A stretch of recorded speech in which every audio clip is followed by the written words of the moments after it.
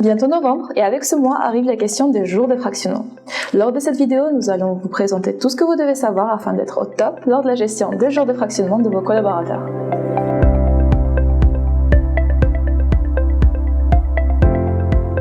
Alors, qu'est-ce que les jours de fractionnement ? Pour que vous compreniez bien ce concept, voici quelques informations primordiales que vous devez garder en tête. La période légale pour la prise des congés s'étend du 1er mai au 31 octobre. Tout employé a droit à 4 semaines de congés payés. On parle aussi d'une 5e semaine, sauf que celle-ci n'est pas prise en compte lors du calcul des jours de fractionnement. On en parlera lors d'une prochaine vidéo, alors n'hésitez pas à vous abonner pour rester à jour avec toutes nos dernières vidéos. Il existe 3 conditions. Que le collaborateur ait pris 12 jours de congé consécutifs pendant la période légale, qu'il lui reste au moins 3 jours de congé après la fin de la période, et qu'il y ait un accord commun entre l'employeur et le collaborateur. Lorsqu'on remplit ces 3 conditions, il y a donc 2 scénarios possibles. Le collaborateur a droit à 1 jour de congé si il lui reste entre 3 et 5 jours de congé après la fin de la période légale, ou il a droit à 2 jours supplémentaires s'il lui reste plus de 6 jours de congé après la fin de la période. Mais que faisons-nous cette fois si le collaborateur rejoint l'entreprise au cours de l'année ?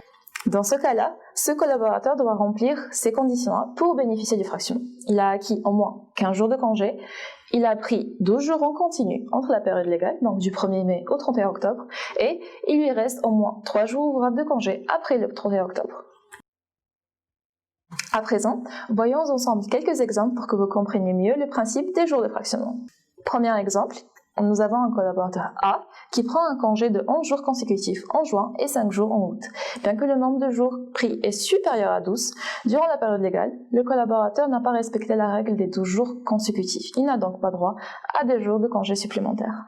Ensuite, un collaborateur B qui part 15 jours en juillet et 7 jours en septembre. Au 31 octobre, il a un solde de 2 jours de congé. Il ne pourra pas obtenir un jour de congé supplémentaire, puisque la règle stipule qu'il doit avoir un solde d'au moins 3 jours de congé restant après la période légale.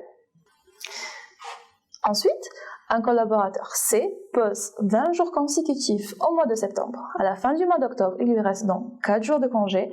Il a donc droit à 1 jour supplémentaire. Enfin, un collaborateur D cette fois prend un congé de 14 jours consécutifs au mois d'octobre, ce qui lui laisse 10 jours de congé après le 31 octobre. Dans ce cas-là, le collaborateur a droit à 2 jours supplémentaires. Le Code du travail autorise la non-attribution du droit de fractionnement si cela a été établi par un accord d'entreprise, une convention collective ou encore un accord individuel avec le salarié. L'employeur peut autoriser le fractionnement des congés en le subordonnant à une renonciation de jours supplémentaires.